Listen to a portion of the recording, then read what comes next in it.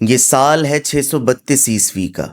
آج پیر کا دن ہے اور یہ سارا شہر خاموش کیوں لگتا ہے؟ ایسا لگتا ہے کہ اس شہر میں کوئی رہتا ہی نہیں ہے۔ لیکن ایسا کیسے ہو سکتا ہے؟ یہ شہر ابھی تو اسلام کا کیپٹل بنا تھا۔ کیا اس شہر کو کوئی نظر لگ گئی یا کوئی بیماری پھیل گئی جس نے سب کو ہلاک کر دیا؟ اس شہر کو دیکھ کے لگتا ہے کہ ویران تو اس کے لیے بڑا چھوٹا لفظ ہے۔ شاید آج اس شہر کی روح پرواز کر گئی ہے اور یہ شہر بے جان ہو چکا ہے۔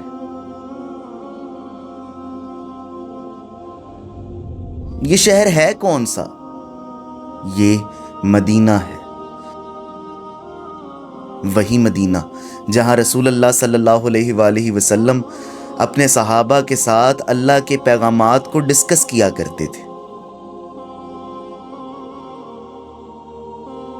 وہی مدینہ جسے ہمارے پیارے رسول صلی اللہ علیہ وآلہ وسلم کے قدموں نے مقدس بنا دیا۔ وہی مدینہ جو ہر بے نور کی آنکھوں کا نور ہے۔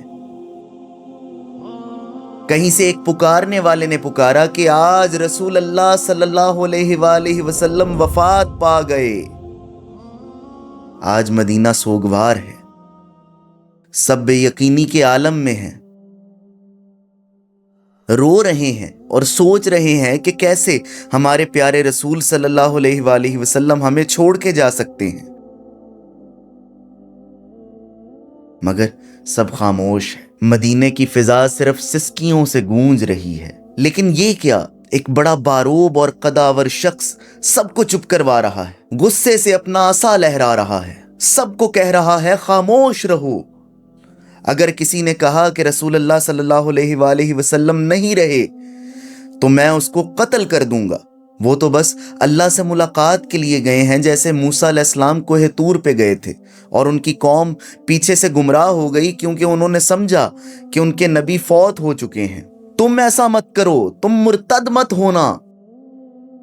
یہ آدمی کون ہے جو آج اپنے ہوش و حواس میں ہی نہیں ہے؟ یہ تو بالکل غم سے نڈھال ہے۔ شاید رسول اللہ صلی اللہ علیہ وآلہ وسلم کے جانے کے غم کو برداشت نہیں کر پا رہا۔ ایسے میں جب سب بے یقینی کے عالم میں بیٹھے ہیں اور اس شخص کو چپ کروا رہے ہیں، ایک ہاتھ فضا میں بلند ہوتا ہے اور کہتا ہے کہ رک جاؤ، عمر کو چھوڑ دو اور میری بات سنو۔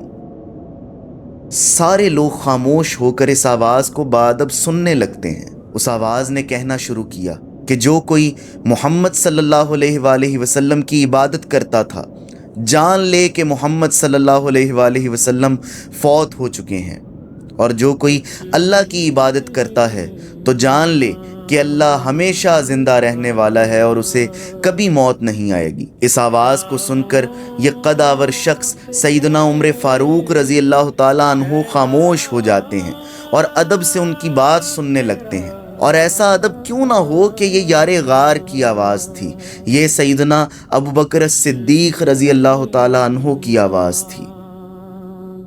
ہر کان اسی آواز پر ٹک گیا اور اس آواز نے مزید تلاوت قرآن پاک اور خطبہ شروع کیا۔ فرمایا کہ محمد صلی اللہ علیہ وآلہ وسلم تو اللہ کے رسول ہیں، ان سے پہلے بھی کئی رسول گزرے ہیں، اگر وہ مر جائیں یا قتل کر دیے جائیں تو کیا تم الٹے پاؤں پھر جاؤ گے؟ اس آواز نے اللہ کے اس کلام کے ساتھ پورے مدینے کو پرسکون کر دیا۔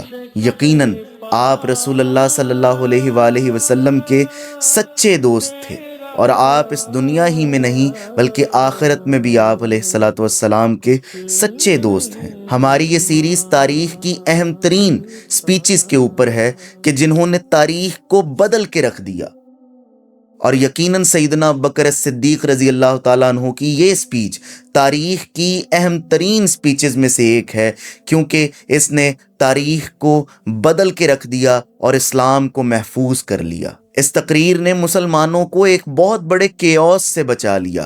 جب وہ سب بے یقینی کے عالم میں تھے، اس تقریر نے مسلمانوں کا یقین بندھایا۔ اسلام تا قیامت آپ رضی اللہ تعالیٰ عنہ کی لازوال قربانیوں کا مشکور رہے گا۔ مسلمانوں پر بلا شبہ یہ سخت ترین دن تھا، لیکن آپ رضی اللہ تعالیٰ عنہ کی ذات نے سارے مسلمانوں کو محفوظ کر لیا۔ اس دن یقیناً اور بھی بہت سے فتنے اٹھے جن کو سیدنا ابوبکر صدیق رضی اللہ تعالیٰ عنہ کی عقل مندی نے دبا دیا۔